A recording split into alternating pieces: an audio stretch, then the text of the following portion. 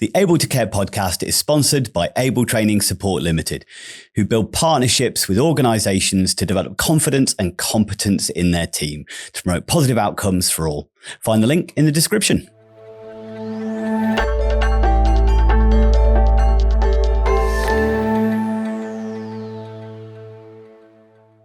Hello and welcome to the Able to Care podcast. I am your host, Andy Baker, and on today's show, we're going to be looking at whistleblowing and talking about the whole concept of speaking up culture within organisations. I am joined today by Sean Keep, who is the founder and co-director of SaySo.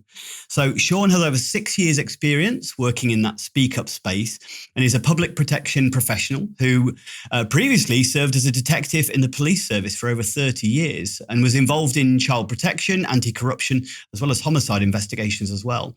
But he's worked for 4 law enforcement agencies, the Church of England and a national sports organisation, advising and reviewing their policies and investigations into offences against the vulnerable. And he has worked now as been a subject matter expert on a major transformation development project for a large public service focused on opening up attitudes towards vulnerable persons. So welcome, Sean. Thank you so much for joining me today. First off, no, it's a pleasure. Thank you for taking me out. Taking me on this. This is, I think, a real good opportunity just to explain what we do. Yeah, absolutely. We've obviously had a few chats, and I thought the service that you offer sounds so valuable and something I've definitely come across in my career that would have benefited numerous organizations, settings, and staff particularly. So tell us a little bit about SaySo and how it got started. What caused you to start this organization? Yeah, it's I think it's a fascinating little bit of growth story, really. I think we've touched upon something that is really close to people's hearts, but have never really sort of developed, never been developed before in the way that we do it. But it all started when myself and a small team of similarly sort of background, ex-police officers, ex-social workers, etc. We looked at 125 serious care failures in the county of Surrey. I don't want to worry Surrey residents. That wasn't in 1 year. That was spread over 5 years. So it's around about 25 per year. And I think there's about 500 or so care homes in Surrey. So it's a small number. But obviously, in every case, it's very impacting upon the person, the vulnerable person concerned, where there's been an allegation of neglect or abuse. It's very concerning for their families. It's very concerning for the staff that are involved at those care homes, and obviously it impacts upon the business of that care home. So there's a lot of stakeholders there that's impacted by that. And what we found, actually, interestingly, is in 65% of those cases where an allegation of neglect or abuse arose, when we tracked back in time, weeks and in some cases months, we found that staff in those care homes knew things were going wrong, knew things that were happening that shouldn't be happening, knew that corners were being cut, for instance, but didn't feel safe, didn't feel comfortable, didn't trust the system around speaking up and reporting it. And once we sort of discovered that, myself and my business partner, Paul Adams, we sort of, over a cup of coffee, we said, we've got to be able to do something about this. I've been in the safeguarding space for a couple of decades, really. Paul has got the same background, and we really every day all we want to do is keep vulnerable people safe. That's our DNA, really. And so we thought, well, if we could design a system where, and we were aiming into the care sector at the time, if we could design a system where care staff, healthcare staff could feel safe to report things under any circumstances, then a number of these serious incidents would be able to be prevented. And it's as simple as that, really. That's why we started SaySo.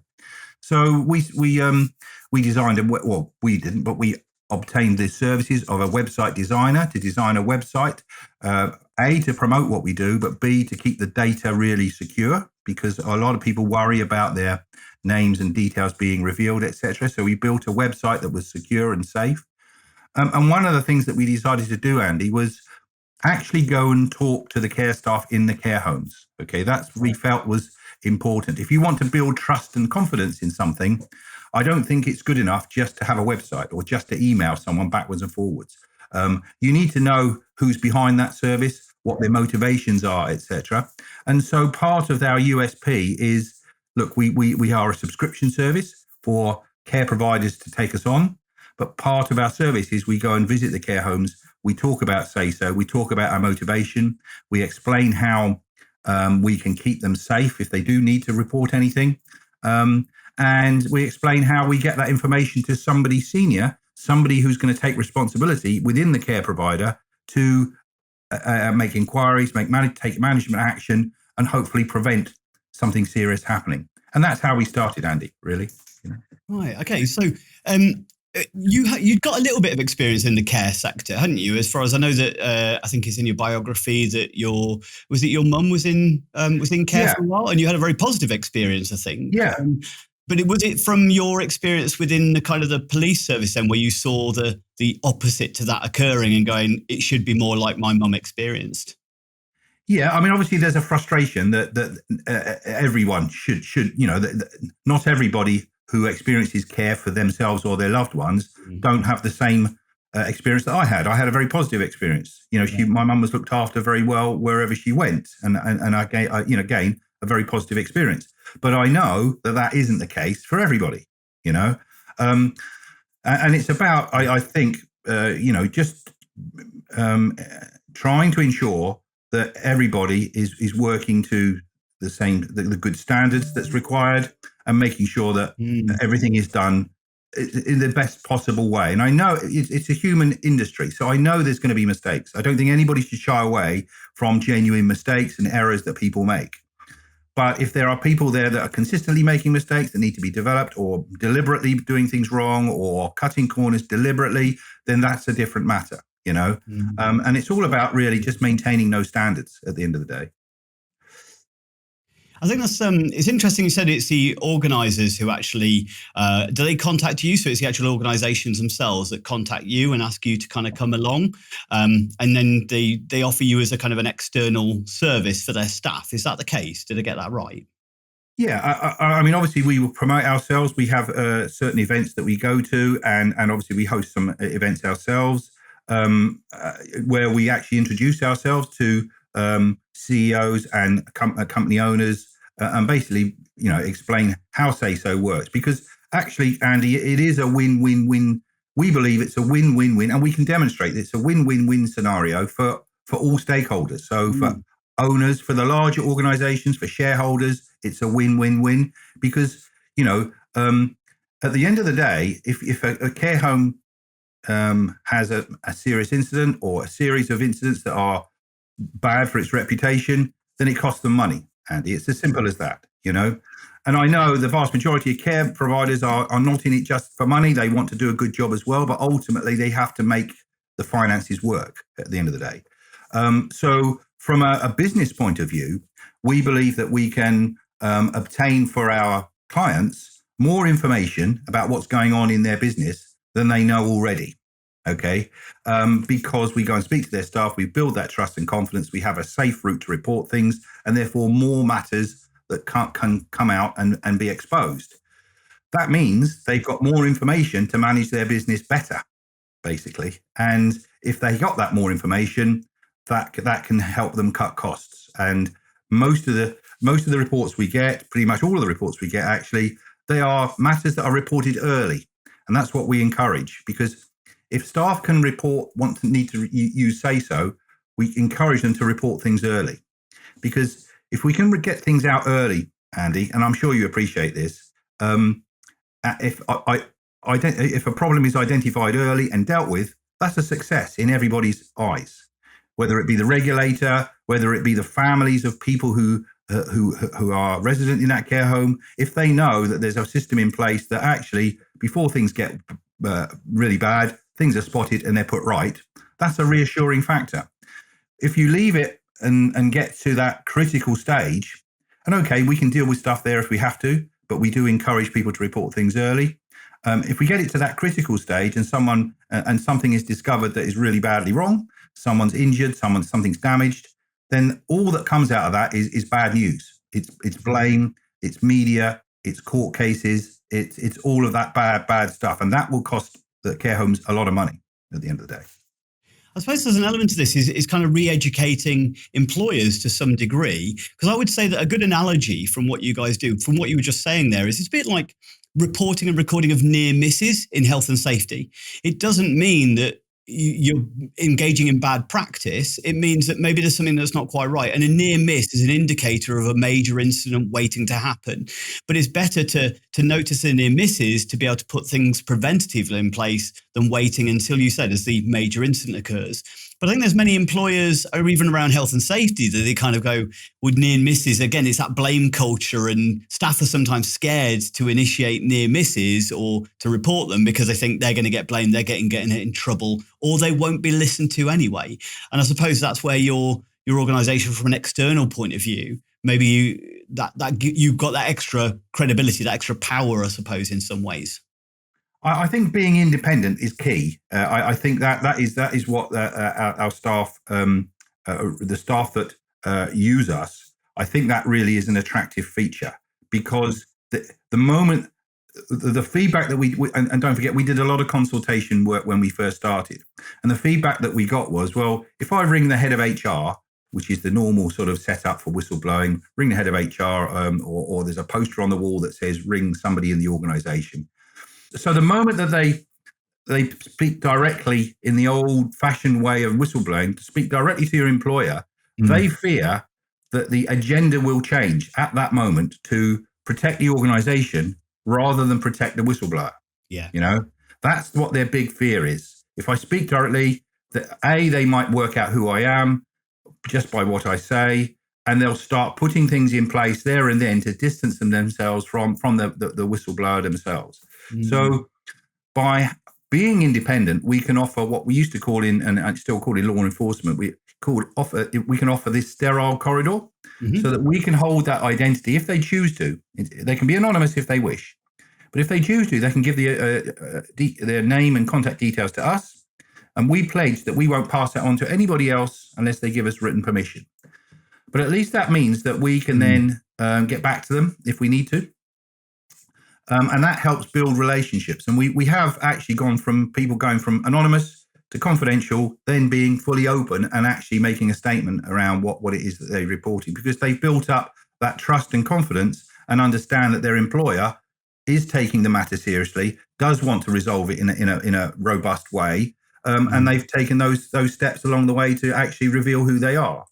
So part of this is, yes, dealing with anonymous matters, dealing with confidential matters, but also working a way so that we can actually help our employers where possible to get them to the best possible resolution,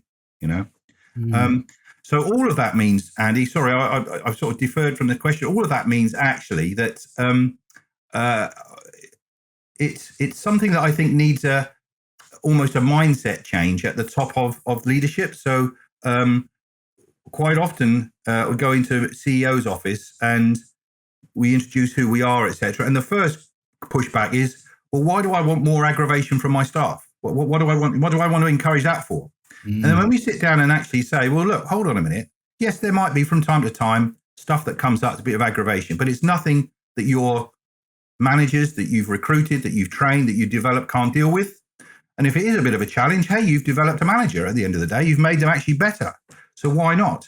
But in amongst all of that, you will have golden nuggets that could actually save the business from going under in some cases. Stuff coming out about abuse or poor practice or crime or whatever that sometimes comes along, that if you don't have something like us in place, you run the risk of never knowing about that until it's too late. And then the business can literally collapse, So I think it's that mindset change at the top to say, well, actually, actually it's a good thing to hear more from my staff, because actually there's a whole picture there that they're not seeing at the moment unless they have the trust and confidence in their staff to speak up, basically. You must encounter quite a lot of organizations where they are in that fixed mindset that they don't see mistakes being stepping stones in learning, that it's a case that they're not going to get it perfect. They're not going to get it right all the time, but that doesn't mean they're not good enough. It means that they can grow from that. And taking that kind of, feedback is a breakfast of champions, isn't it? Getting that feedback from staff. Getting that feedback from staff can be invaluable for improving their practice. But I suppose if they're in that blame culture, or they've got experience of the blame culture, maybe that could be hard to overcome. Yeah, I think two things there. Yes, it is a success, and I will advocate this to anybody that if you spot things early, it's a success at the end of the day, because you've got an opportunity there to develop staff, to train staff, to make them into a better staff member if it's the staff member that's going wrong. Sometimes it's the supervisor, sometimes it's the policy or the practice that needs amending or changing in some way, you know. And the other thing, what you touched upon there, is it's not necessarily the real threat of losing their job if they report, or being treated detrimentally by them or by the employer or colleagues that puts people off reporting. A lot of it is the perception that will happen. And that may not be the case. The real scenario that if they reported something would be that their employer might treat them perfectly fairly and properly. But because people Google whistleblowing and Google, and you know, there's loads and loads of bad examples of how things have gone wrong for people, that people have it in their minds thinking, you know, I can't report this because it's going to upset somebody or other, or upset my manager or whatever. And I'll be picked on by the organization or treated differently or detrimentally by the organization. Now, that may not be the case as it happens, but it's that perception that we're trying to overcome, as well as the real risk. There is a real risk for some, but there's that perception that spreads much more widely. So that's another reason why we really reinforce how we try to make things as safe as possible for people to report.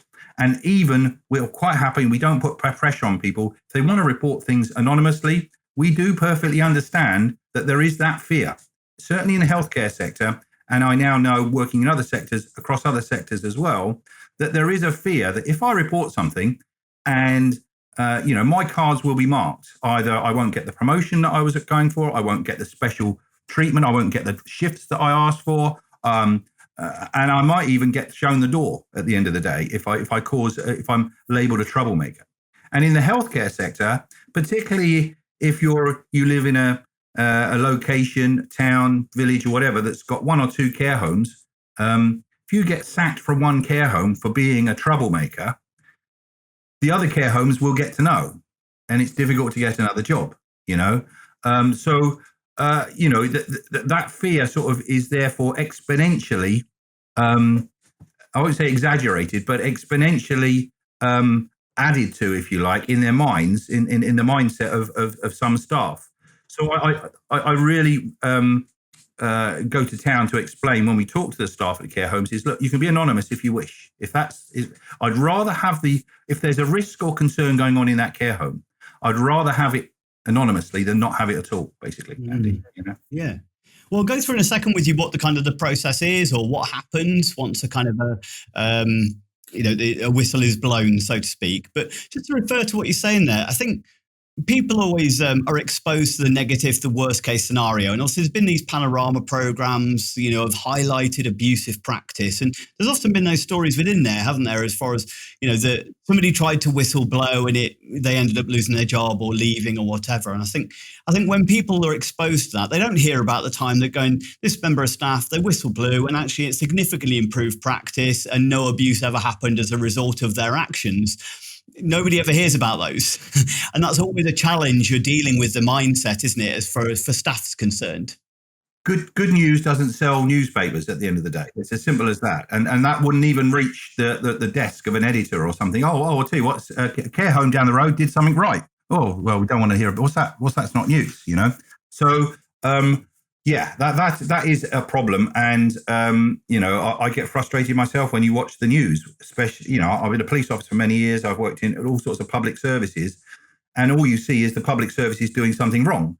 And I know that the vast majority of public servants go to work every day trying to make a difference, trying to do a good job. Yes, they get things wrong. Yes, there are bad apples or whatever, but the vast majority are trying their best in difficult circumstances. And that's a message that never seems to get across in the right context, you know, at the end of the day. So tell us about what happens when somebody calls your organization. What kind of do you go through? What's the process? What kind of questions do you ask? Well, there's two ways to report. People can go online.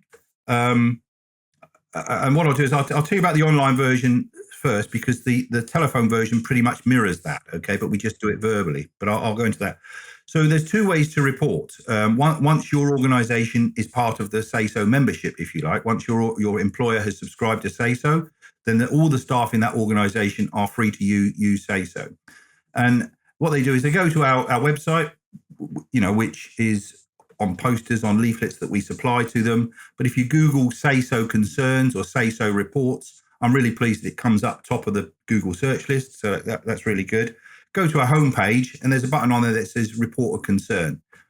Press that button and a page opens up, which is actually an access point to our new data platform that we've called SaySo Sherlock, because we believe not only reporting stuff is important, but actually building like a data around these issues is also really significant to help insight for what's going on in the care sector and other sectors. Okay, so SaySo Sherlock is a page that opens up. Right at the bottom is a button that says just raise a concern. If you just want to raise a concern, you just press that button. What comes up on the screen then, Andy, is a new page, but at the top there's a warning, okay, that fades away after about 15 seconds, I think. But it basically says, look, we're not an emergency service. If someone is in immediate risk of significant harm, then we're not set up for that. Don't call us, call the police, call an ambulance, deal with it yourselves, okay? But that's just a warning message. And it goes back to that issue I was talking about earlier. If we say to the staff, please report it early. Don't let it get to that critical stage, okay? So that then fades away and then it's left with a pro forma questionnaire that the first box, all the boxes expand, so you can just keep typing as much as you like. But the first box is describe in your own words the issue or concern that you want to report. And people can type away to their heart's content to explain it. Then there are some qualifying questions underneath. When did this happen? Where did it happen? Who was present? And then we start asking some other questions as well, like when might it happen again? Okay. Does this sort of thing happen, for instance, when a particular supervisor is on or when a particular supervisor is off? Does it happen night duty? Does it happen, when might it happen again? Because what we're trying to do is get as much information out as possible to pass on to our client organizations so that they can A, investigate it, but B, prevent it happening in the future. So it's like two prongs, okay? So those questions there's about 6 or 8 questions that there are just to complete to get as much information as possible. And then after that, what we've got new on SaySo Sherlock is asking the reporter, what is your desired outcome? What is it you are reporting this for? Is it that you just want to let the senior leadership team be made aware of it and allow them to deal with it however they want? Okay. Is it that you want action taken, that you think it's something that is serious, that action needs to be taken? Or is it something you just want to stop? It's something that happens every day. You think it's not right and you just want it to stop. So we're trying to build up that data about why people are reporting and what they want from it. Okay. And then the next stage is about identity. Okay. And they've got 3 options, as I mentioned earlier. They can be totally anonymous and there's no pressure from us. We understand, as I said earlier, how some people feel the only way they feel safe to do it is to be anonymous. Okay. That's fine. They can be confidential, which means they can pass their name and contact details to SaySo, but we pledge that we won't pass it on to anybody else unless they give us written permission. Okay, but that enables us to get back to them directly if we need to. Okay, and then the last option is they can be fully open. They can say, I don't mind who knows who I am. They just want to come through that independent route. Okay, and about 15% of the reports that we get, that's what people elect. They don't mind being made known to the employer. They just want to make sure that it's, and I think it's about that agenda change that I was saying earlier, that if they come to us, they know that there's no words are going to be changed, if you like. Their core issue is going to be moved across, and they will be sort of almost rubber stamped that that's what they said. That's what the issue is. Then after that, there's a couple of buttons that we ask them to press. One is to acknowledge that they've read our data management policy, which is on our website. Okay. And secondly, that they endorse the fact that they're making the report in good faith and that all the information they provided is true to the best of their knowledge. Okay. Once they've done that, they press the button at the bottom that says submit a concern. And for those people who choose to be anonymous, okay, up on the screen comes a username and what we now call a passphrase, not a password, a passphrase. It's 4 words with spaces in between, okay? And it makes it more difficult to hack and all the rest of it, okay? It's more secure.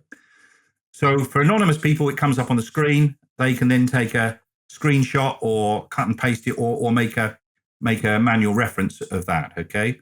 But for those people who are confidential to us or who are fully open, they will receive an email with their credentials to log on later, okay?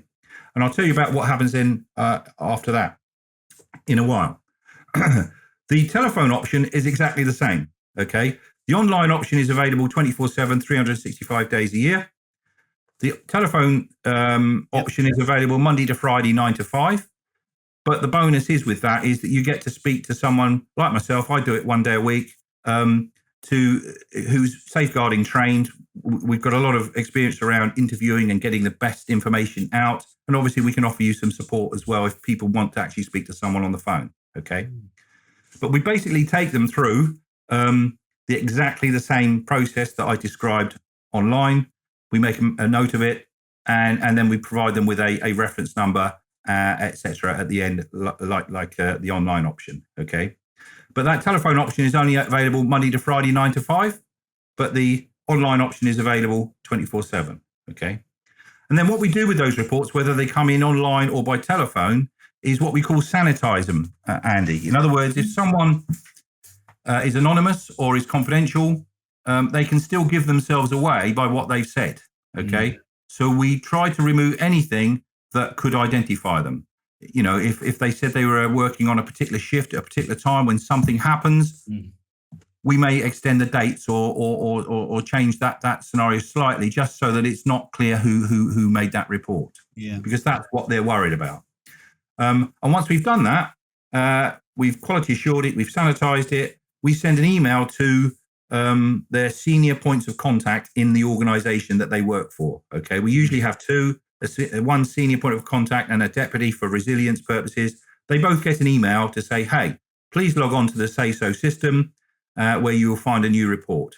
They obviously log on. Behind our security and firewall, they will see that the new report there. And actually what happens then, which is really good for what we've designed on this SaySo Sherlock, what we started in May this year, is that those single point of contact can now type in their response there and then if they want to. So sometimes the senior points of contacts are head of HR or head of care or head of operations or whatever. And they may know about the issue themselves of what's being reported, okay? And they may completely do the response there and then, or they might want to allocate it to someone else to make some inquiries into and then give a response. But they can actually type direct into the system. That then comes back to us, and we can then pass it on to the person who's reporting, even if they're anonymous, because they have their login details. They can log into the system and they can pick up the feedback and see what's happening about the issue that they've raised, okay? So we actually end up with a two-way communication with people, even if they're anonymous. And that helps us get more information when someone, you know, may report something when you think, well, okay, thanks very much for that. But actually, when did it happen, or who else was there, or how many times has this happened? You know, that's anything to sort of help an investigation. We can then go back and ask for more information. And ultimately then, right at the end, when the process is finished and our employers have finished their work, they will put their final piece of feedback on there. And that goes back, obviously, to the reporter. And, you know, actually, we have a system now on Sherlock, which we ask them to grade their outcome. So how happy are you, basically, or how satisfied are you with the outcome?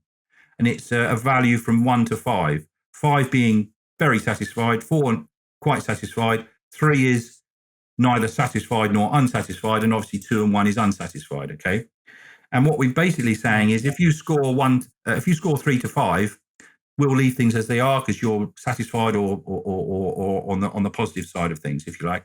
But if they only score 1 or 2, we'll send that back to the employer to say, look, thanks very much. You know, you appear to have done some work on it, but actually the person is still unsatisfied. Is there anything more you can do? And we leave it up to our clients. They may not be able to do anything, or they may not be minded to do anything, but some do. And they go, oh, okay, we'll do a little bit more. So it's basically a way of improving workplaces, exposing issues, and actually getting that dialogue between staff and management, which sometimes is broken down, or certainly broken down between the operational teams and the strategic level, you know. Yeah, it's really So interesting, Sean. I think there was one bit that was kind of, it was quite interesting when you said like 15% of people are actually quite willing to say, yes, this is me and I'm the one saying this. Because yeah, my initial thought is, well, why wouldn't they just then go direct? Why would they go through you with that 15%? But I suppose there's an element of, but there's somebody then holding a level of accountability. They know they can't just sweep that under the carpet. That gives them that confidence that I'm happy to say this, I'm happy to put myself out there, but at least I know with you knowing something's got to be done because there is that external mediator, I suppose. So that's quite interesting. And I think we're very fortunate in as much as I think the client organisations that have signed up to us, they have done so with the full knowledge that they're going to have to provide a feedback, and therefore be a bit more transparent than they perhaps have been in the past. So they're organisations that are trying to improve their culture at work, their reputation amongst their staff and professionals who work with them. Because if you're an organisation that has SaySo, there aren't any similar organisations, but there are other speak up organisations, then what you're saying to the world is, actually, I do want to listen to my staff because I value my staff, not just for doing the work, but I value them for their opinions and the problems that they raise. Because if I can listen to my staff, I can demonstrate that actually, not only am I a good employer, but I'm a good business person as well. Because if you keep your staff happy, if you respond to the problems that they now tell you about, which you wouldn't probably know if you didn't have something like this in place, then actually what you're trying to do is improve your business and improve how it runs. And for large care providers, for instance, well, it's for all care providers, but if we can improve the efficiency and the performance just by a fraction of a percent, we're talking about millions and millions of pounds over time that could be saved at the end of the day. So it's about just pushing that performance level up and making sure standards are maintained, and I think that could make all the difference in a lot of cases. Thank you for listening to the Able to Care podcast. If you're enjoying this episode, please like, comment, and share. We really appreciate all of you listeners. I know that you and I had a conversation and we said that one of the big challenges for an awful lot of care providers is like recruitment costs and staff turnover and things like that. And I think any little contribution to demonstrate a sense of value towards care staff from providers is vital. They feel very undervalued generally. Yeah. So anything we can do to show, look, we really value your opinion. You are great at your job and we'd love to improve the environment because of what you do. I think that's so important for the culture itself, isn't it, as well? And it improves, not just the reduces staff turnover, but it actually improves the culture as a result of that. I think so. And in fact, funny enough, after we started working in the care sector, we've now got 13 fire services signed up to us, would you believe? Yeah. And that was a bit of a surprise for us. We've willingly taken that work on, don't get me wrong, but it was a bit of a surprise for us. But it only happened because my business partner, Paul, bumped into a chief fire officer in Berkshire. It was at a totally unrelated charity event. And Paul wasn't even trying to sort of promote our service. He was just having a conversation like we did, Andy. And the conversation went, oh, what do you do? And so Paul said, oh, yeah, we've just started this SaySo. And the chief fire officer, I don't mind naming, I'm sure you wouldn't mind, Trevor Ferguson, lovely fella. He's now retired from the fire service, but he scratched his chin and basically said, oh, that sounds interesting. Come and give us a presentation at our senior leadership meeting. So about 3 weeks later, we did. And history is we've been with Berkshire Fire Service ever since. They signed I think, 3-year contract initially and then signed a 5-year contract. So, but what was on his mind, I suspect, and I now know, it was around welfare of staff. He wanted to make sure, and bear in mind, this was about 6 months after the Grenfell tragedy. Okay. Right. Yeah. He wanted to make sure that his staff knew that they had a place to go where if they felt they had a mental health crisis happening to themselves, PTSD, and all of the trauma that emergency services suffer. And I don't know if you know this, but emergency services, and I think nurses as well, I put them in that bracket, emergency nurses, they have I think 4 times greater suicide rate than the normal population, you know. Mm. And so there is a worry there and a concern for emergency services. And he wanted something where, look, you know, people could reach out confidentially to the top of the service to say, look, I need some help, or I've been working with John today, or Joe today, or Amanda today, and he or she has said something that I'm really worried about. Mm. I think the organization should reach out to her to see if they can help her, you know, or him. And he was thinking not just of risks, issues, concerns in the workplace, traditional sort of those sorts of things. He was thinking about the welfare of his staff as well, you know. Yeah. And we have had examples of that being reported to us, anonymously reporting about other people, or confidentially saying, look, look, something's going on. I just, you know, I can't sleep, or whatever the problem is. I don't feel I can do a good job at work at the moment. But I can't talk to my immediate colleagues about it, or my immediate line manager. But I'd like the organisation to know, you know, what I'm going through. So there's that element as well that I think is very valuable for staff, for managing the welfare of staff, you know. Yeah, that's huge. Obviously, I do an awful lot of work within the sort of behavior management side of things, where there is, you know, working with individuals with quite complex and violent behaviors. And sometimes, you know, I never looked at it from we have well-being, or if you've been involved in a restraint, there is a risk of PTSD for the staff, for instance. And one of the stipulations we're, you know, encourage, you know, make sure you know what your well-being process is. But I think I wouldn't have connected that necessarily with whistleblowing. But you're 100% right. It's not just about it's the well-being of the vulnerable, isn't it? But the staff can be the vulnerable ones as much as the individuals are concerned as well, the individuals in the care. But I do hate that word whistleblowing now, because has so many negative connotations, Andy. Do you know what I mean? So we try to steer away from the word whistleblowing and say, you know, we are a process or a service that affords staff the facility to report their concerns at work. Okay. And if we take it back from the point of, as I said earlier, the point of the critical issue happening to when things start to go wrong. So we're trying to say, look, point it out early, you know, that your organization and yourselves, everybody will be credited positively if you spot something early, some sort of intervention takes place.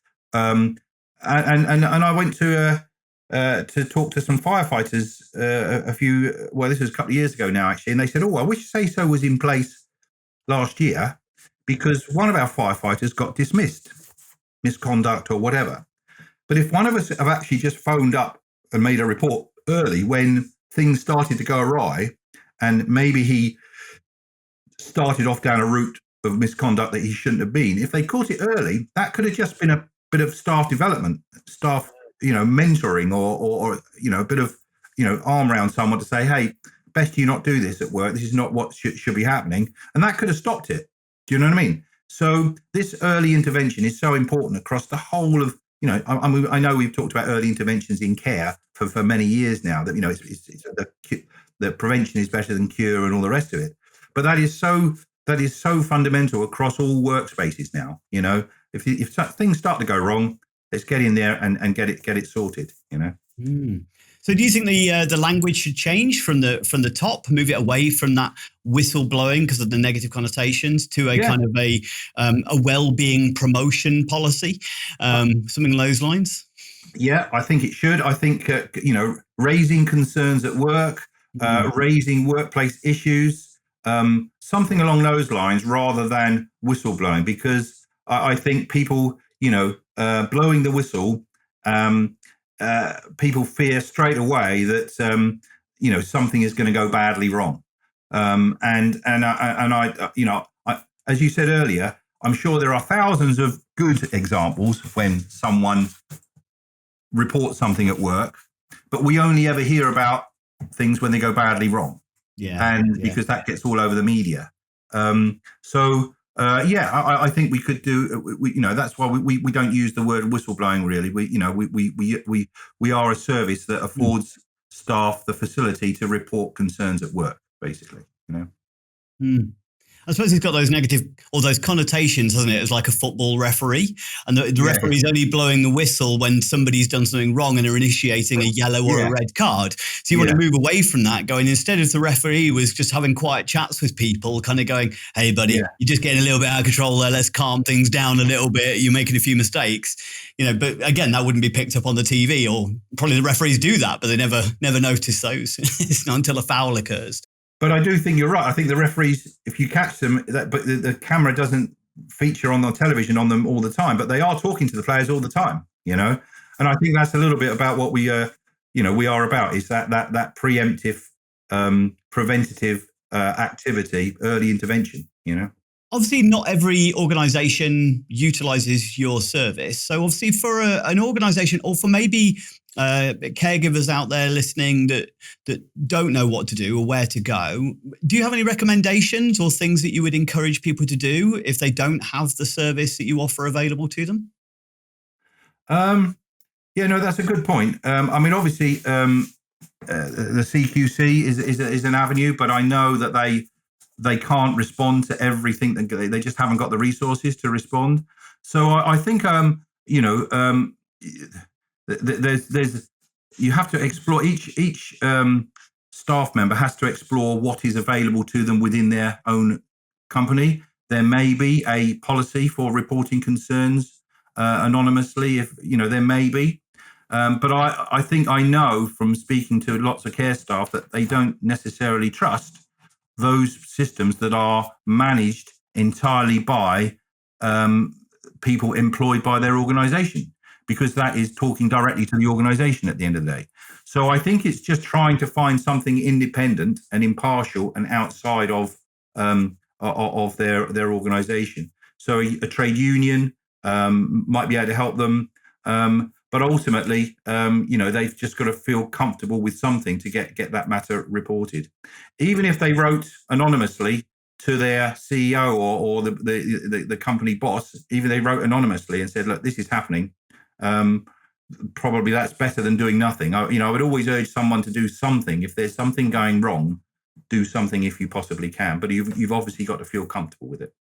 Yeah, I think that's a good advice. I mean, I don't know whether citizens' advice would be somebody you could potentially contact. I think they could definitely guide you through the process, or there is other safeguarding boards out there and things like that that might be able to. They could give you advice, but I don't think they would take a report from you, for instance. No. So they could give you advice. But the whistleblowing legislation that's in place, the Public Interest Disclosure Act of 1997 or 98, I think it was, it's been amended as it's come forward. And I know that there's a campaign to bring in a new law around protecting people that speak up. But again, that's been put back. I'd be interested to see with this new government whether that they'll bring that in. But it's quite a large piece of legislation. But with the existing legislation, there is a rule that or part of the conditions that protects that individual from any detrimental action by their employer. Okay, they have to exhaust the process that is in place by their employer, or they have to have absolute with some certainty that their employer is corrupt in some way. That they won't. So therefore, that's the fear where they can then go outside the organisation. So it's a difficult piece of law to get your head around if you're a layperson wondering where I should go. So my advice would be, as I say, explore what's available inside the organisation. If all else fails, just write to the CEO and keep a copy of the letter, but explain what's going on, because at least then you can sleep at night. You've reported it to them. If the care provider or whatever doesn't do anything about it, then that's on them. You've got a copy of the letter. You've sent it. Do that. But ultimately, that's no. What's the word? That's no substitute for what we do. We have a whole comprehensive way of providing a safe route for people to report things at work. So I would advocate that any organization, whether it be in the care sector, emergency services, any public service, or in the private sector, you need something like what we deliver to get the full picture, of what's happening in your organization. Because one of the things I say, Andy, is where do your staff, when I meet CEOs, where do your staff go in your organization? And they go, what do you mean? So where do they have access to? Well, everywhere. And I say, exactly.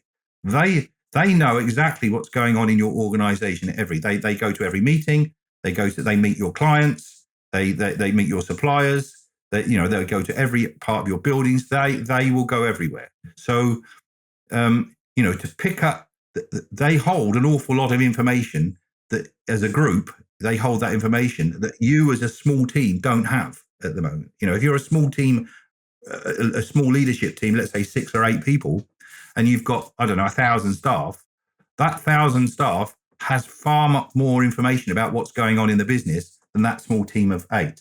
There was a guy in Japan, Andy, called Sidney Yoshida, a professor, and he did some work in the 1990s comparing large organizations. And he said they're all shaped in a triangular fashion, with your operational teams at the foot of the triangle, and then you have local supervisors, local managers, area managers, regional managers, district managers, and then you get the small team at the top.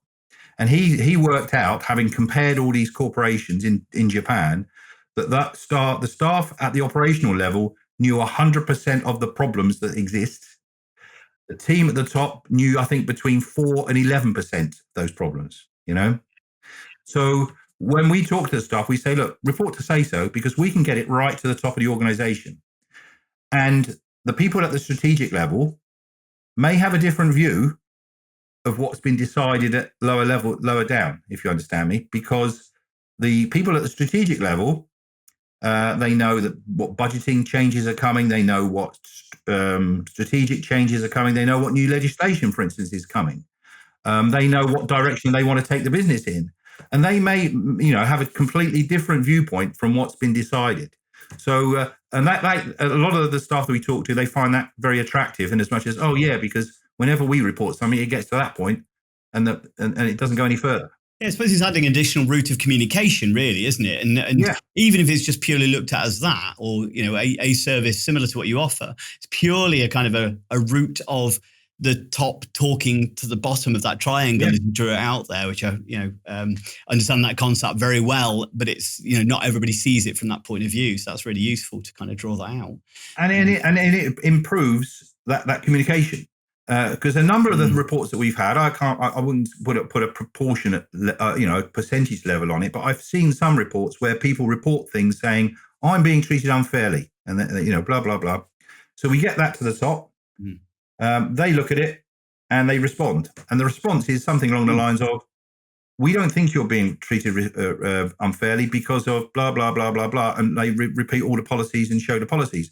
And the individual didn't know about those policies or hadn't read them, or they weren't circulated to them. So there's been a lack of communication, So you're quite right in what you say, is it does improve communication at the end of the day, because not everybody reads every email, not everybody reads every publication that's sent out, even though they should do, but they just haven't got the time. And sometimes that lack of communication or communication failure, whatever you want to call it, causes someone to think, I'm being treated unfairly. I'm not saying that happens all the time, but then we have had examples of that on a number of occasions. I think as well, the way you're presenting it and what you class as a concern for well-being, I think is, or looking to improve practice within the setting, is that kind of lower level of stuff. I think sometimes people feel it needs to get to a certain level of concern before they kind of wave that kind of flag going, hey, I'm worried about something. There's a concept, I don't know whether you're familiar, you may well be, called pluralistic ignorance. Have you ever heard that terminology before? No, I haven't. Go on, explain that one to me. So pluralistic ignorance is that we tend to assume, even if we see something, I don't feel comfortable with this, doesn't feel right, we look around everybody else to see what their reactions are. So if everybody else seems to be not reacting to it, our assumption is often maybe it's just me rather than it being wrong, but everybody else is potentially doing the same thing. So everybody else is looking at each other going, well, I don't think this is okay, but nobody else seems to be saying anything, so maybe I'm the one that's wrong. And you get that. I use the analogy of things like a fire drill. The fire alarm goes off, and rather than just evacuating the building, everybody looks over to see, well, they're not moving. Maybe they've been told it's a drill and nobody told me, so I'll just wait and see what they do. But they're looking at you going, hey, they're not moving. Maybe it's a drill and nobody told me, and everybody dies in the fire. And that's almost like going with the flow at the end of the day, isn't it? It's going with the flow, but everybody goes with the flow. So with, as you say, with ignorance. And I think that that is where we have found that some institutions that we've worked with are still some years behind. I say some years, some period behind what society is expecting of them, and it's trying to move them along the lines of, we've always done it like this, but time moves on, things change, attitudes change, expectations. Laws and legislation change. I know a story. A lady I know was a nurse for 25 years. Left the NHS and went to join a care home. And within a couple of months, she raised an issue. I can't remember what the practice was, but this care home was doing a practice that the NHS had stopped doing like a year or so before because they realised it's a little bit too risky. For certain individuals, etc. And so she brought that to the attention and saying you shouldn't be doing it that way. And lo and behold, 10 days later, she gets the sack. Okay. Don't come around here telling us what to do, that sort of thing, but because she was on her probation period, they just got rid of her. Okay. Now, actually, she fought her corner, as I understand, she fought her corner and she went to tribunal and got compensated, but she never went back to work there. But the point for me is that they were saying, we've always done it this way. Don't tell us what to do. It's always been okay for us, sort of thing, But the point that I'm raising about that is that you've got a member of staff there with 25 years experience in the NHS. Why wouldn't you at least listen to that member of staff who's telling you something, And that's what is so disappointing about some of the experiences you read about is employers are quite happy for their staff to advise clients or to advise the members of the public or to give them some advice. But if that advice is turned in on itself and aimed at the company, no, we're not listening to that, And that's where I think the mindset has got to change. Yeah, I think the culture thing you mentioned there, and that's what it's all coming down to, isn't it? That many people, it's the way we've always done things. And I say that's not a positive or a negative statement. It's just a statement of fact. Tradition does not equal morality, though. Just because we've always done something doesn't mean it's good. And that but it can feel uncomfortable to change because I think, again, it's sometimes you're saying that what we've done is not good enough. I'm just saying, no, what you're doing may be room for improvement. And I think that's hard for individuals, maybe not an organization, but certain individuals to sometimes take on board or certain cultures to take on board. So as far as other than using your service, is there anything you think that employers can do, organizations can do to help encourage staff to raise awareness or raise concerns? Is there anything that, just as a top tips for an organization themselves? Well, I think they should explore, any organization should explore independent, impartial, external providers, okay? Look at the freedom to speak up guardians that they have in the NHS, okay? It was almost like a halfway house that they built there. They recognized that they needed something in place that was different from what they had before. But they didn't go the whole hog to say, let's make this independent, because the people that are nominated to be each NHS Trust's freedom to speak up champion or guardian is actually paid by the NHS, So they haven't gained the maximum, if you like, trust and confidence that they could have.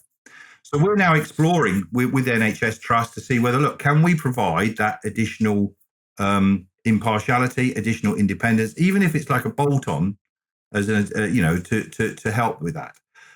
So I think independence, impartiality is key. What would I recommend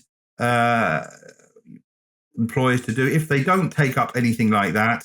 Then I think it's really difficult to overcome those people in their workforce who are real skeptics, who are real, let's say, fearful of what might happen if they were to report something. So yeah, I would advise employers to explore. Don't have to have SaySo. I wish they would, but I can't sit here and say they must have us. But just explore that independent angle. Yeah, so I think it's from the other side of this, isn't it? That not only for the employer, but it's worthwhile maybe the staff. If they're listening to this and they pick up on the idea going, I think our organisation could really benefit from that. Because there's probably an awful lot of organisations that don't even know companies like yours exist as far as offering that service. So it might be worth planting the seed.